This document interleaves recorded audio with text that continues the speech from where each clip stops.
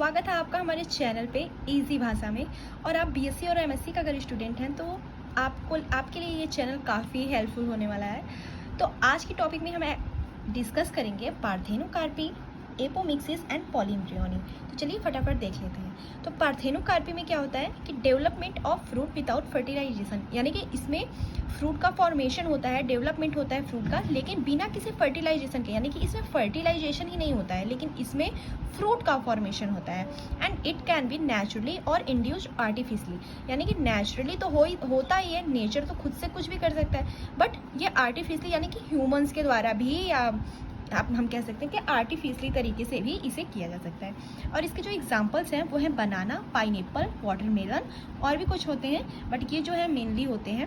इसके जो 3 टाइप होते हैं, वेजिटेटिव, स्टिम्युलेटिव एंड स्टेनोस्पर्मोकार्पी।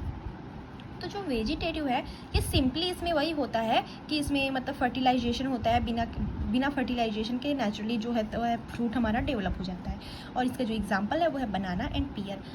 जो सेकेंड हमारा है स्टिम्युलेटिव, इसमें क्या होता है कि जो पॉलिन ग्रेन होते हैं वो स्टिग्मा के ऊपर, यानी स्टिग्मा यानी समझ रहे हैं, अंदर जो ओवरी होती है उसके ऊपर स्टिग्मा होता है, तो वो जो स्टिग्मा होती है लाइक दैट, जैसे ये हमारी हुई और ये हमारा ये ऊपर ये स्टिग्मा होता है, ये हमारी स्टिग्मा, यहाँ पे हमारी ओवरी होती है। तो जो पॉलिन ग्रेन है वो यहाँ पे आता है, पॉलिन ग्रेन। तो पॉलिन ग्रेन स्टिग्मा के ऊपर तो आएगा बट कोई ट्यूब या फर्टिलाइजेशन नहीं होगा।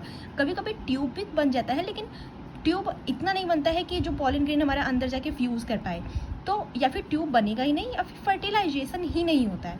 तो ऐसे सिचुएशन में होता है कि पॉलिन ग्रेन आता है बट कोई फर्टिलाइजेशन नहीं होता है। तो इसका जो एग्जाम्पल है वो है ट्रिप्लॉइड वाटरमेलन, जो कि सीडलेस होता है वाटरमेलन, और इसका एक और एग्जाम्पल है पाइनएप्पल। एंड हमारा जो थर्ड टाइप है वो है स्टेनोस्पर्मोकार्पी।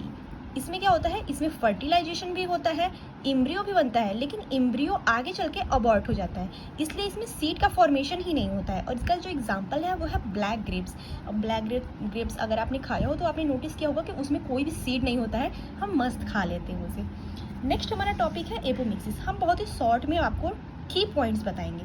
तो इसमें क्या होता है, development of seed without fertilisation.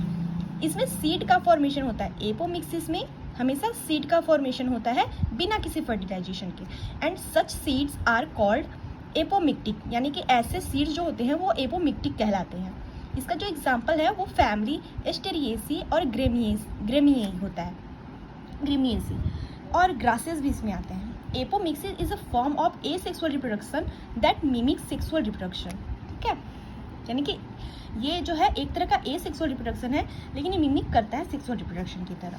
Next हमारा टॉपिक है पॉलीम्ब्रियोनी। पॉलीम्ब्रियोनी में क्या होता है कि एक सीड के अंदर ही बहुत सारे एम्ब्रियोज जो होते हैं वो होते हैं, तो उसे ही हम पॉलीम्ब्रियोनी कहते हैं। जैसे एक ही सीड है लेकिन एक ही सीड के अंदर बहुत सारे एम्ब्रियो हमारे बन गए हैं, तो उसी को हम पॉलीम्ब्रियोनी कहते हैं। और ल्यूवेनहॉक ने सिट्रस ऑरेंज सीड में ही इसको सबसे पहले देखा था। और ये कॉमनली जो होते हैं ये जिम्नोस्पर्म में भी पाए जाते हैं। कॉमनली तो जिम्नोस्पर्म में पाए ही जाते हैं, बट कुछ एंजियोस्पर्म्स हैं जिसमें ये पॉलीम्ब्रियोनी वाला टाइप पाया जाता है, जैसे ऑरेंज, लेमन एंड निकोटीना इटीसी। तो ये हमारा पूरा डिटेल है। तो अगर आप चाहते हो तो आप स्क्रीनशॉट भी ले सकते हैं। एंड अगर आपको पसंद आया तो प्लीज़ लाइक, सब्सक्राइब एंड अपने दोस्तों के साथ शेयर करिए अगर आपके लिए हेल्पफुल हो। Thank you, bye bye.